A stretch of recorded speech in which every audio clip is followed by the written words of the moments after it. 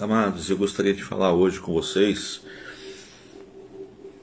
sobre decisões, né? Porque a nossa vida ela é feita de decisão, né? Nossa vida é feita de decisão. Todo instante, todo dia nós decidimos, tomamos decisões. O que nós vamos fazer, né? Daqui a pouco as irmãs ou alguns irmãos também vão decidir o que eles vão fazer de domingo, onde é que eles vão almoçar, qual vai ser a mistura, tudo é decisão, né? Quanto assistir esse culto é decisão, né? Como é que vai ser a tarde do seu domingo será uma decisão. Amanhã no trabalho também vocês vão tomar dezenas de decisões durante o dia, durante a vida de vocês. Então eu gostaria de falar um pouco sobre decisão hoje. E uma coisa curiosa da decisão é que até quando você fala assim, eu não vou tomar decisão nenhuma, até isso também é uma decisão. Você está decidindo não decidir nada. Você está decidindo não tomar decisão. Então, não tomar decisão também é uma decisão.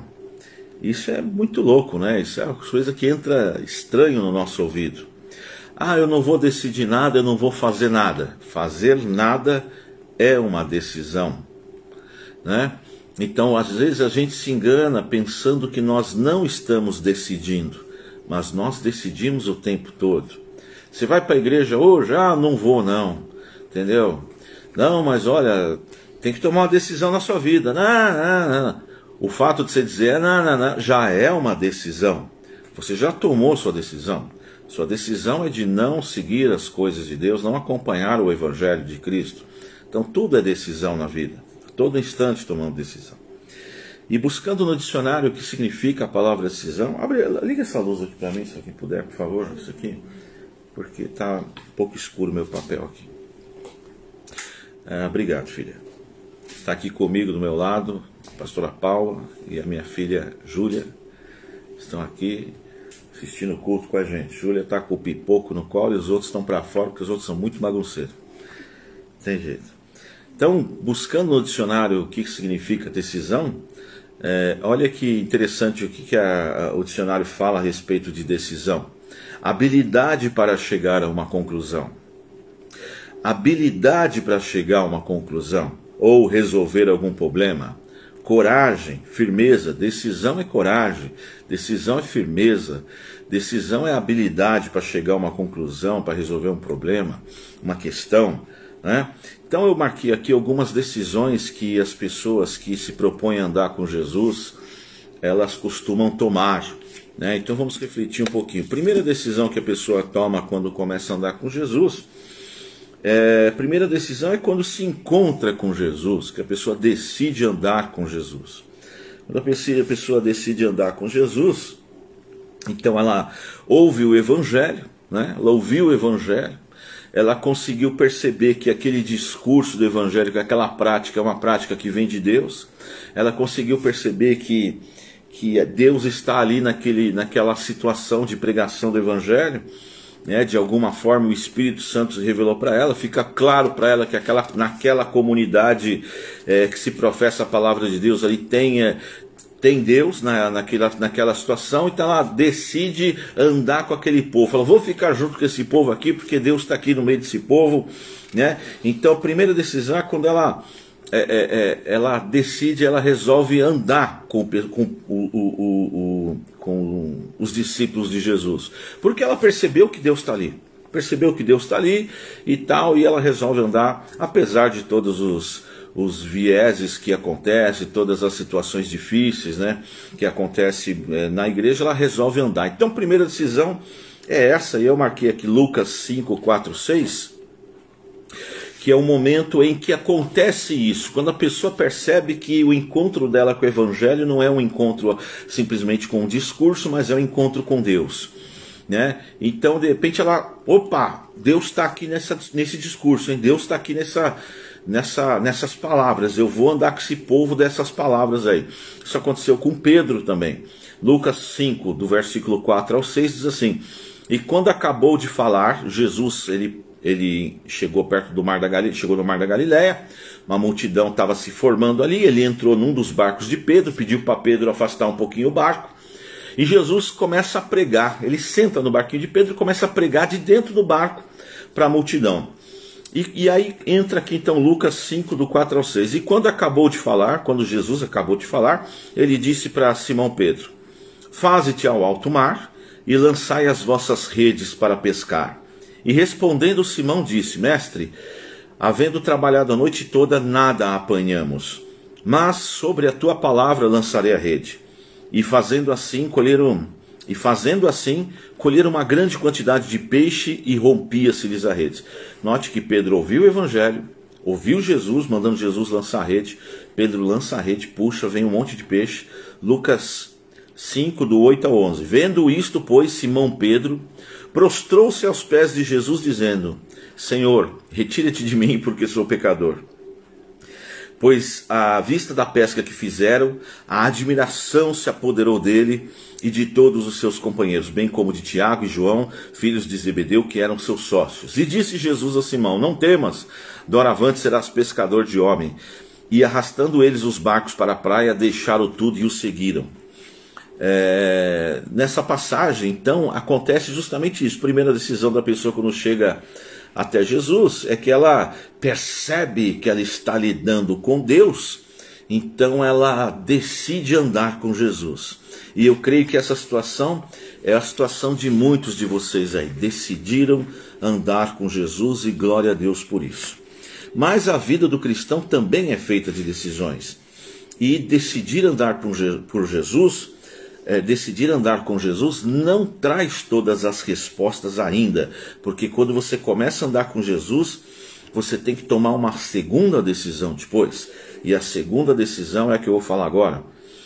É a decisão de quando se percebe que estar junto não é o bastante, tem que se permitir uma mudança.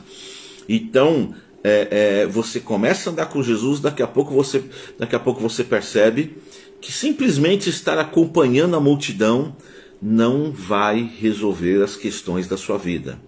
Simplesmente estar andando junto não resolve. Ser um espectador do evangelho não resolve. Então a segunda decisão é quando você abre o coração e você permite o evangelho entrar na sua vida. Note que a primeira decisão é que você percebeu que aquela mensagem, aquele povo tem Deus, e você quer andar junto. Você começa a andar junto. Vou para a igreja, não sei o que, vou lá, um culto não sei o que do jovem, culto não sei o que, tá, você vai lá, e vai indo e vai acompanhando. E muitas pessoas acham que só o fato de estar acompanhando vai resolver suas questões. Não vai. O fato de você estar acompanhando, você pode ver um milagre ou outro, pode acontecer uma bênção ou outra na sua vida. É assim como aconteceu com Pedro. Pedro estava assistindo Jesus pregar o evangelho. Daqui a pouco Jesus falou: joga a rede para o outro lado. Ele foi lá e jogou a rede. Aconteceu um milagre com Pedro e Pedro decidiu começar a andar junto. Uau, vou andar junto. Querido, o milagre não transforma a vida de ninguém. O milagre abençoa a vida das pessoas, mas não transforma. O que transforma a vida de uma pessoa é o entendimento. O que transforma é o conhecimento. É você ficar ali no dia a dia, lendo o evangelho e permitindo, abrindo o seu coração para que o evangelho transforme o seu caráter e a sua personalidade. Esse é o ponto. Então, primeira decisão é quando você anda com Jesus. A segunda é quando você percebe que estar junto não é o bastante. Tem que abrir o coração. Você tem que deixar que aquela mensagem mude o teu caráter, né?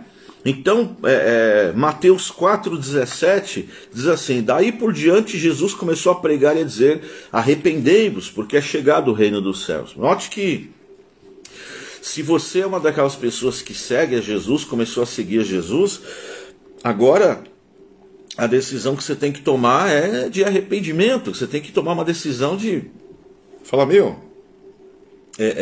de mudança. Arrependimento é mudança de vida, arrependimento é mudança de rota, arrependimento é mudança de postura, de caráter, de personalidade.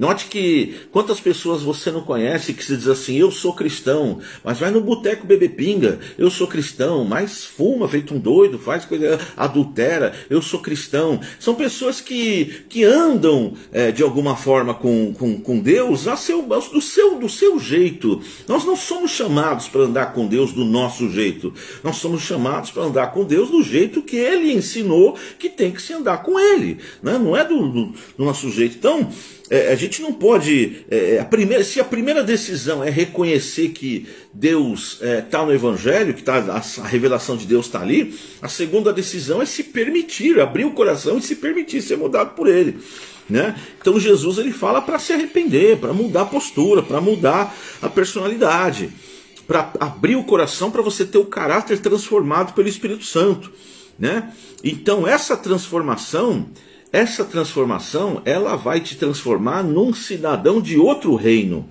Porque você é cidadão do reino dos homens. Mas a Bíblia fala aqui, arrependei-vos porque está próximo o reino dos céus. Jesus diz, é chegado o reino dos céus. Jesus, a proposta dele é fazer você um cidadão do reino dos céus, né? E aí, qual que é o gabarito? O gabarito é o próprio Jesus, mas as características dessa nova cidadania, né? Então elas estão escritas no Sermão do Monte. E o Sermão do Monte vai falar assim, olha, no meu país é diferente a personalidade. No meu país, feliz é quem é manso, quem é misericordioso, quem é limpo de coração, quem tem fome e sede de justiça. Felizes os que choram porque serão consolados, os perseguidos por amor do meu nome. Nesse país de Deus, você não é mais qualquer um. Nesse país de Deus, você é luz do mundo, você é sal da terra. Resplandeça a vossa luz diante dos homens, para que vejam as vossas boas obras. Então, quando você começa a ouvir o Evangelho e se permite ser moldado pelo Evangelho, suas atitudes têm que mudar, né? Então, Jesus ele fala assim em Mateus 5,16, você é a luz do mundo, resplandeça a sua luz diante dos homens, para que os homens vejam as suas boas obras e glorifiquem o vosso Pai que está no céu. Jesus está falando que a pessoa que é cidadão do reino de Deus tem boa obra, tem uma postura que o mundo aplaude, que o mundo fala, meu, esse cara é de Deus. Então você tem que deixar ser transformado a ponto das pessoas verem que você é uma pessoa de Deus. As pessoas podem olhar para a tua vida e dizer que você é uma pessoa de Deus, ou as pessoas se olhar para a tua vida não vai ver nada e falar, não, isso aqui é minha vizinha, é mais uma. É uma pessoa comum, isso aqui dá cada pau aqui, cada grito de misericórdia. Entendeu? Então, a Bíblia fala que a gente tem que a postura do nosso caráter, a mudança no nosso caráter, ela vai ser tão acentuada que as pessoas vão notar que você é diferente. Mas não é que você é diferente porque você se veste diferente, isso tem a ver com roupa. Não é que você é diferente porque você não corta o cabelo, não é isso. Você é diferente por uma questão de caráter. Você é diferente por uma questão de personalidade. Você é diferente porque você tem os frutos do Espírito de Deus. E os frutos do Espírito é paz, longanimidade, bondade, mansidão, temperança, equilíbrio, domínio próprio. Você tem domínio próprio, querido, entendeu? Então essa é você tem que abrir o coração para que a ação do Espírito transforme você de uma forma que você tenha esses frutos para que as pessoas possam olhar para a tua vida e falar que você é diferente. Fala, meu, o cara é pacificado, o cara é tranquilo. O cara é tranquilo, essa irmã é uma bênção, ela é tranquila, ela é de paz, ela ajuda, é bênção, não sei o quê. Essa é a nossa referência, né? Então a segunda decisão é se permitir mudar. Deixa o Espírito Santo te mudar. Deixa o Espírito Santo te tocar, né? Porque senão, querido, sabe, não, é o que eu estou falando assim, acompanhar não é o bastante. Estar indo, simplesmente acompanhando esse povo de Deus, estar junto, não é o bastante. Tem que abrir o coração. Tem que permitir essa mudança. Olha o que Jesus fala no Sermão do Monte. Ouviste o que foi dito aos antigos, não matarás, mas qualquer que matar será réu de juízo. Jesus diz assim, eu porém vos digo que sem motivo você se encolerizar, se enraivecer, ficar indignado, entendeu? Se encolerizar contra seu irmão, já será réu de juízo. Entendeu? Então assim, Jesus fala assim, olha, está escrito nos 10 mandamentos, não matará. Jesus diz assim, eu porém vos digo, se alguém disser alguma coisa contra seu irmão, já matou. Então, percebe que não basta simplesmente estar na multidão assistindo a Jesus, tá achando legal o que Jesus fala, tá lá para ver milagre. Tem que deixar, tem que se permitir ser transformado. Tem que se permitir. Então, a segunda decisão, se permita ser transformado. O evangelho é contundente. Rafael Freitas, Deus abençoe, querido. O evangelho é contundente, ele pede para você tem que deixar o Espírito te transformar, senão você continuará frustrado andando com Jesus e frustrado. Olha o que Mateus 5,29 fala. Se teu olho te escandalizar, arranca. Mateus 5,30. Se tua mão te escandalizar, arranca. É visceral essa mudança. É visceral. O que eu quero dizer com é visceral? É visceral é o seguinte, fala, meu irmão, se determinada situação te atrapalha, se você é fraco em determinada situação, em determinado lugar, não vá nesse lugar, não passe perto, não chegue perto, não aceite convite para ir. É visceral o negócio, querido. Tem que partir desse entendimento. Tem que partir dessa postura até de força que você toma no seu espírito, no seu interior. Fala assim, eu não vou para aquele lugar, eu não assisto determinada coisa, eu não quero saber disso. E acabou. Entendeu? Essa aproximação de Jesus vai fazer você ter que decidir, eu não vou mais para boteco, eu não vou mais para tal lugar. Ah, você não vai lá? Não vou mais, eu não frequento mais esse tipo de lugar. Entendeu? Por quê? Porque se você for, você cai. Se você for, você se prejudica. Então não pode ir, tem que ser visceral o negócio. Jesus vai se teu olho te escandalizar, arranca o olho, querido. É o céu que está em questão, que está em jogo. Né? Então assim, não é uma coisa assim de, quando der eu vou. Não é quando der eu vou. Tome uma atitude visceral hoje. Uma decisão visceral hoje. Mateus 5,43 diz assim, ouviste que foi dito, amarás o teu próximo e odiarás o teu inimigo. Eu, porém, vos digo, amai os vossos inimigos. Percebe? O negócio é visceral, querido. Não é questão de sentir. Não é questão de sentir. Se eu sentir, eu vou fazer alguma coisa pelo meu inimigo. Se eu não sentir, eu não vou. Rapaz, se você vê o seu inimigo passando fome, a Bíblia não está falando se você sentir, você vai fazer. A Bíblia está falando para você amar ele. E aí é que existe um aprendizado que eu trago. Está muito em moda falar hoje uma chave. Vou destravar você agora. Um destrave que é o seguinte, querido, o amor no evangelho não é sentimento. Amor no evangelho é mandamento, é uma ordenança. Amor é atitude no evangelho. Quando fala, ouviste que foi dito, amarás o teu próximo e odiarás o teu inimigo. Mateus 5, 43, 44. Jesus fala, eu porém vos digo, amai os vossos inimigos, bendizei os que vos maldizem, fazei bem aos que vos odeiam, orai pelos que vos maltratam e vos perseguem. Jesus está falando para você ajudar quem te odeia, né? Então isso não tem nada a ver com sentimento. Isso não tem nada a ver com sentir. Se você for movido pelo sentimento nessa hora, você não ajuda quem te odeia, porque o teu sentimento vai falar assim, o que você está fazendo? Esse cara, ele quer teu mal. Esse cara só te prejudica. Isso é o que o sentimento vai dizer. A emoção vai dizer, esse cara é uma mala. E você está indo lá estender a mão para ele. Você está indo levar comida para ele. Jesus fala, faça isso. Não seja movido pelo que você sente, seja movido pela minha palavra, pelo evangelho, seja movido pelo amor, que é uma decisão, que é uma atitude, seja movido pelo entendimento, seja movido pelo amor, e amor não é sentimento, amor é uma decisão, amor não é um simples impulso, amor é uma inteligência desenvolvida em prol do próximo. Então, queridos, a segunda decisão, a primeira é você começar a andar com a turma de Jesus. A segunda é você perceber que andar com a turma só não resolve. Você tem que abrir o coração para deixar o evangelho te mudar, o evangelho te transformar. Então comece a orar pelos seus inimigos, estou falando assim, comece a ser bênção na vida das pessoas, independente do que elas são para você, se for inimigo, se não for inimigo, não olhe para isso, simplesmente seja bênção na vida das pessoas, né? Tudo isso, querido, faz com que a mudança, e as mudanças, elas vão começar então a acontecer em você. Primeira transformação, Jesus muda a minha vida, tá? Para Jesus mudar a tua vida, primeiro ele tem que mudar você. Você é o primeiro mudado no projeto de Jesus. Primeiro ele muda você. Depois que você estiver transformado, aí você muda seu universo e sua vida. Não tem como Deus mudar a tua vida se ele não mudar você. Se ele pegar você do jeito que está hoje e colocar em outra vida, você continua do mesmo jeito. Colocar em outra realidade, em outra circunstância, você continuar do mesmo jeito. Tem que mudar você, tem que mudar sua mente, tem que mudar seu entendimento, para então você poder mudar a sua realidade de vida.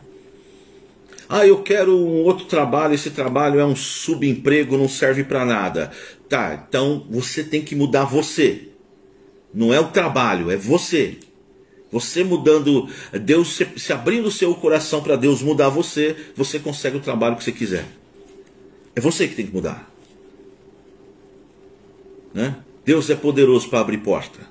Deus abrirá portas, mas tem que mudar você. Quero ser médico, estude para ser médico. Quero ser advogado, faça direito. Né? Faça a faculdade de direito. Quero ser fisioterapeuta, faça fisioterapia. Tem que mudar você. A culpa não é de Deus. Deus te deu ferramentas para que você possa mudar, para que você possa crescer e evoluir. Einstein tinha cérebro, você também tem, eu também tenho. Entendeu? Então assim, a gente tem a mesma ferramenta. Einstein tinha 24 horas por dia, você também tem, eu também tenho. Respirava, tinha oxigênio, processava biologicamente, quimicamente o oxigênio. A gente também, é igual. Não muda nada, tá entendendo? Vai ter que mudar nós, cara. O negócio é nós, não é... Não estou falando de Einstein, mas pode ser qualquer um, entendeu? Tanto para o bem quanto para o mal. Entendeu? Então a transformação é você. Então assim, andar com a turma de Jesus não resolve. Tem que se permitir a transformação, tem que abrir o coração, tem que ser visceral, tem que tomar atitudes que tem que cortar na carne, tem que sentir na carne mesmo essa situação de não se estar conformado com a realidade do dia a dia e falar, vou colocar em prática o que Deus está falando. Não é?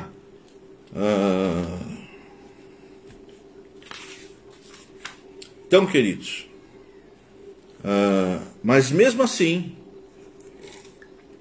mesmo você colocando em prática o que Deus está falando, chega um dia em que a luta é tão grande, mas tão grande.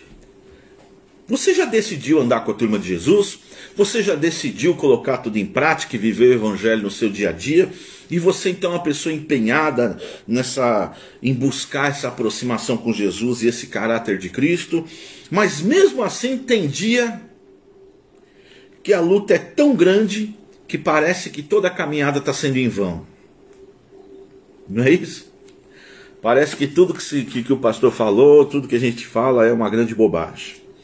E aí é hora de decidir. Nós vamos permanecer com Jesus? Ou nós vamos procurar outros meios de resolver os nossos problemas? Então a Bíblia diz o seguinte. Apocalipse 3, 15 e 16. A Bíblia diz o seguinte. Conheço as tuas obras. Pensou Deus falar assim para você? Conheço você. Conheço as tuas obras.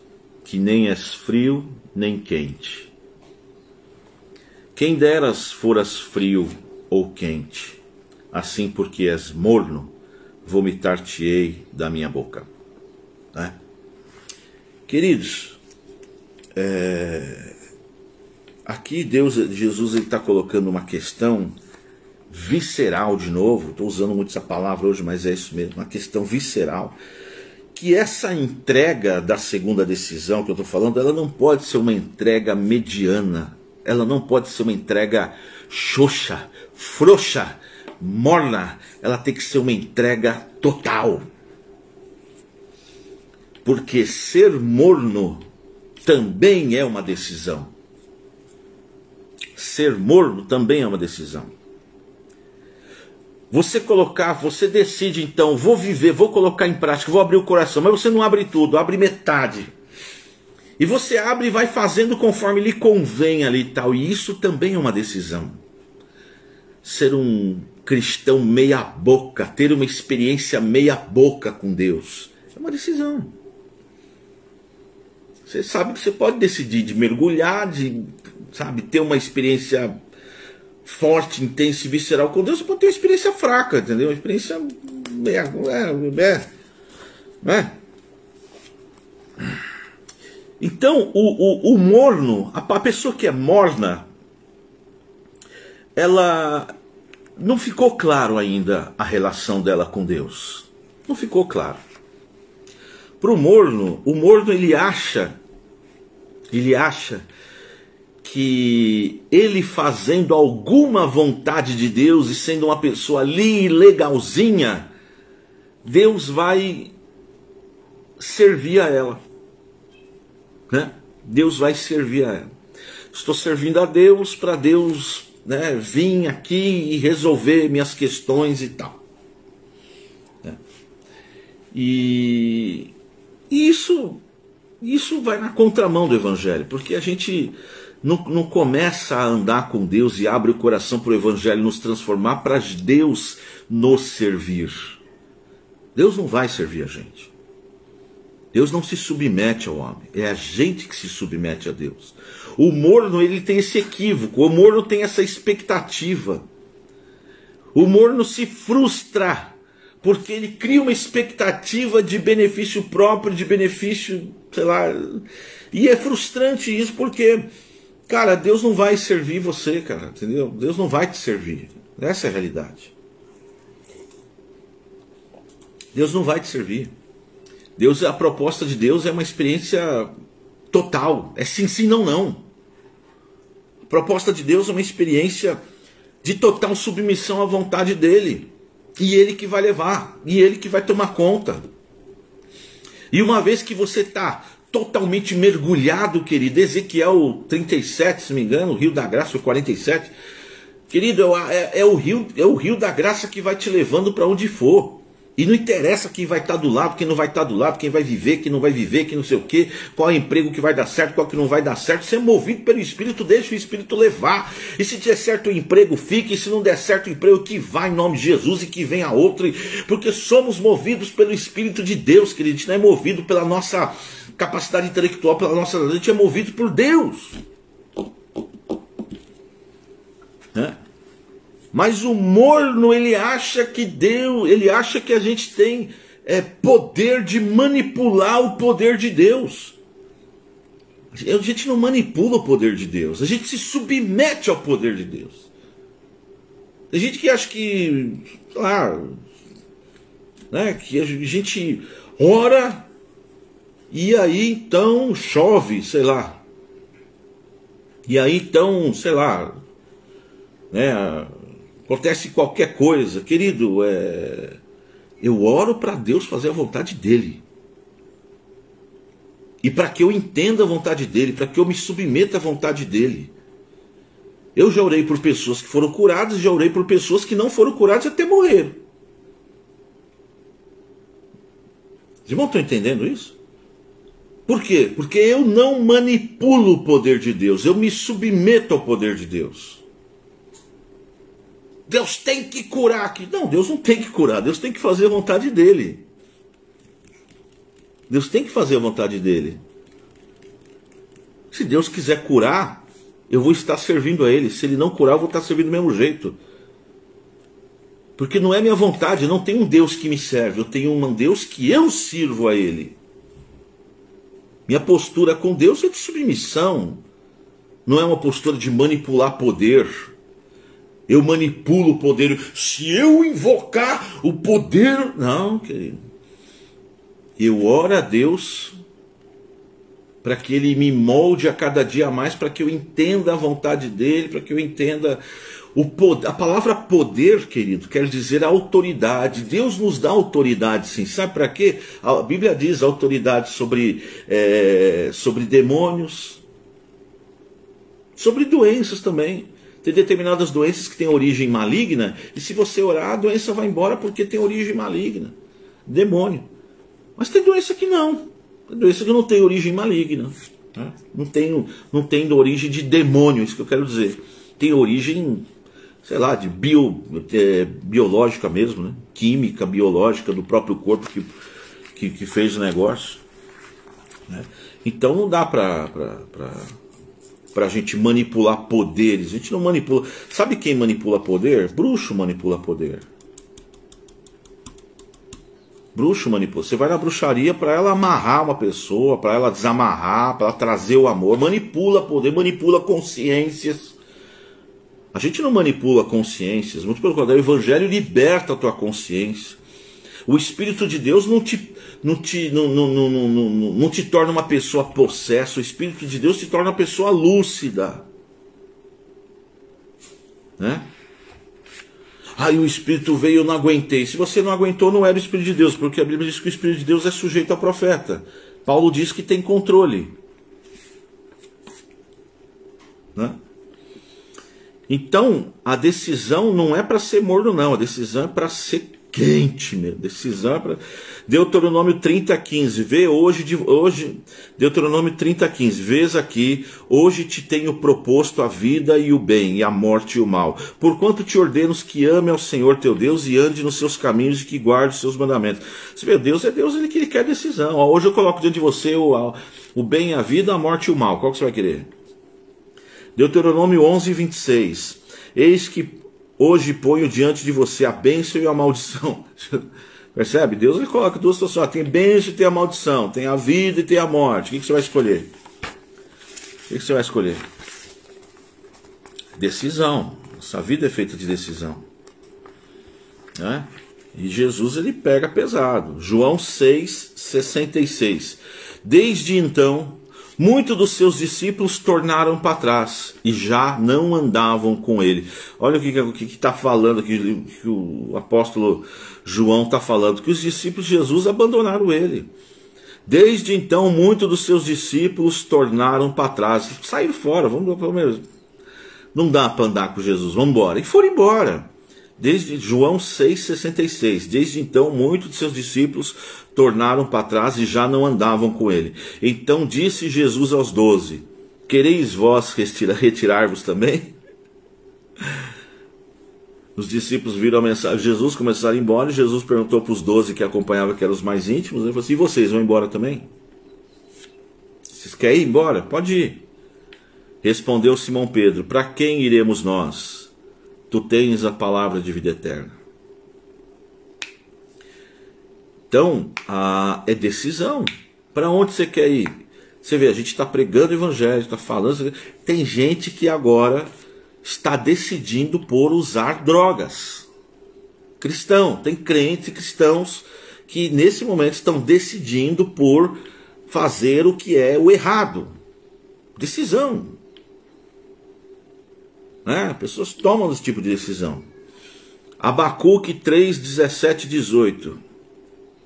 Porque ainda que a figueira não floresça, nem haja fruto na vide, ainda que decepcione o produto da oliveira, e os campos não produzam mantimento, ainda que as ovelhas da malhada sejam arrebatadas, e nos currais não haja gado, todavia eu me alegrarei no Senhor, exultarei o Deus da minha salvação. O que Abacuque está dizendo aqui? Falando, ainda que tenha tudo errado, ainda que a casa caia, perca emprego, ainda que morra, ainda não sei o que, eu adorarei, me alegrarei no Senhor da minha salvação. Esse aqui entendeu, querido, que a caminhada com Cristo não é uma caminhada triunfalista apenas. Né? É uma caminhada da qual Deus está no controle e Deus vai conduzindo todas as coisas. Bom, essas igrejas triunfalistas, você vai lá, querido, claro, tem grandes testemunhos, mas acontece que no meio de 10 mil pessoas, 3, 4 tem um grande testemunho, o resto está lá, entendeu? Sofrendo com um amigo no hospital, com um parente no hospital, com outro não sei o que, desempregado, não sei o que. A grande realidade é essa. Adianta eu ficar aqui criando uma expectativa falsa em vocês, de que vai ser só vitória. Olha aqui, ó, no próprio Jesus, pessoas abandonaram Jesus. João 6,66, acabei de ler. Os discípulos tornaram para trás. Falaram, não, vamos andar com esse cara não, meu. Isso aí não agrega nada, não está mudando nada, não está fazendo nada. A questão não é fazer nada, querido. A questão é ser salvo. A questão é ir para o céu. A Cristão é permitir a mudança do caráter de Cristo na nossa vida. Cristão é andar com Jesus. Cristão é ser cidadão do reino de Deus. Não é? Jó, Deus permitiu que o diabo tirasse tudo de Jó e ele permaneceu lá. Ele falou, e é isso? Por que esse livro está na Bíblia? Você vê que mesmo Jesus ensinando o evangelho, falando para abrir o coração, para não sei o que, Jesus falando, Judas estava no meio deles. Depois de 3 anos, Judas vai e trai a Jesus. Você vê que esses caras estão no meio, cara. Essas pessoas que não abrem o coração, que estão lá querendo fazer do seu jeito, achando que tem as respostas, estão lá dentro. Não é, cara. Terceira decisão, tem que crescer com Jesus. Primeira decisão você resolveu andar com Jesus. Segunda decisão, você percebeu que andar somente não resolve. Tem que se permitir a transformação. E a terceira decisão, não tem só que permitir a transformação e abrir o coração, você tem que crescer. Tem que crescer, velho. Tem que se esforçar. 2 Pedro 3,18, antes crescei na graça e no conhecimento do nosso Senhor e Salvador Jesus Cristo. Pedro manda crescer na graça e no conhecimento. É na oração e no jejum, mas é na palavra também. Efésios 4, 11 a 14. E ele mesmo concedeu uns para apóstolos, outros para profetas e outros para evangelistas e para pastores e mestres, com vistas ao aperfeiçoamento dos santos. Jesus deu pastores, mestres e evangelistas, para que você possa se aperfeiçoar. Está escrito aqui para o aperfeiçoamento dos santos. Quem é o santo? Santo é quem se propõe, é quem abre o coração para Cristo entrar. Quem abriu o coração para Cristo entrar, a Bíblia chama de santo. Então é para o aperfeiçoamento do santo, para o seu aperfeiçoamento, para o desempenho do serviço, para a edificação do corpo de Cristo. E para chegar até onde? Até que todos cheguemos à unidade da fé e do pleno conhecimento de Deus, a perfeita varonilidade à medida da estatura e plenitude de Cristo. Olha isso, até que cheguemos à unidade da fé, do pleno conhecimento. Então, querido, é para você buscar realmente conhecimento na palavra, para que você possa chegar à estatura de varão perfeito. É uma estatura que Jesus quer que você chegue. Chegue, busque, aprenda, conheça. Abra o coração. 12. Abra o coração e coloque em prática. Aprendizado é prática, viu, querido? Aprendizado não é teoria, não. É por isso que a professora ela manda a lição de casa. O nosso Deus ele é igual. Você vai na escola, você aprende lá, sei lá, raiz quadrada, ela te dá a lição de casa. Vai fazer você na sua casa, senão você não aprende. Então Deus também, você aprende aqui, você está ouvindo algum conhecimento novo, daqui a pouco você tem que colocar esse conhecimento na sua vida e aplicar ele. Não adianta você ouvir aqui, terminar essa reunião, você sai daqui, você encontra com o seu inimigo que está precisando de alguma coisa, você não faz nada, não aprendeu nada, você só ouviu. Você tem o conhecimento teórico, você não tem a prática, você tem que botar em prática. Romanos 12, 2. E não vos conformeis com esse século, mas transformai-vos pela renovação da vossa mente, para que experimenteis qual seja a boa, agradável e perfeita vontade de Deus. Note que Deus tem uma vontade para você, que é boa, perfeita e agradável. Para você viver ela, você deve ser transformado pela renovação do entendimento, pela mudança da mente. Então está escrito que você não vai ser transformado pelo poder de Deus, pela autoridade, você não vai ser transformado, sei lá, pelo excesso de frequência, nem pela campanha. Você vai ser transformado pela renovação da mente, pelo entendimento. É o entendimento que transforma. Então tudo isso que foi dito nessa manhã é para que você abra sua mente, para que você entenda de uma vez por todas que Deus tem uma vontade para a sua vida que é boa, perfeita e agradável. Só é possível viver essa vontade se a gente permitir a transformação de Deus na nossa vida. Então, e isso é uma decisão nossa. Então, decida nessa manhã. Decida buscar a presença de Deus, decida ler a palavra, decida estudar a palavra, decida fazer um curso de teologia, decida melhorar. Como vai fazer curso não é para você ter mais conhecimento, é para você parecer mais com Cristo. Tem gente que faz curso aí para se encher de conhecimento e fazer o que com esse conhecimento? Você tem que estudar para melhorar sua personalidade, seu caráter. Você tem que estudar para poder ser uma ferramenta que Jesus possa usar. né? Eu costumo dar o exemplo daquela faca amolada, né? Você tem várias facas, mas você tem uma faca que está amolada. Você vai fazer aquele churrascão. Você vai pegar qual faca? Você vai pegar a que está amolada, né? Entendeu? Que você sabe que ela vai dar o corte adequado, né? Você não vai pegar a faca cega. Então não basta ser faca. Não basta ser faca. Tem que estar amolada. Não basta ser espada. Tem que estar afiada. Não basta. Entendeu? Então não basta ter conhecimento. Tem que ter a prática, né? Então é isso, queridos. A experiência com Deus é visceral. Deus é Deus que pede decisões para nós. Que a gente possa tomar decisões na direção de Cristo. Com muita humildade, com muita simplicidade no coração. Feche seus olhos.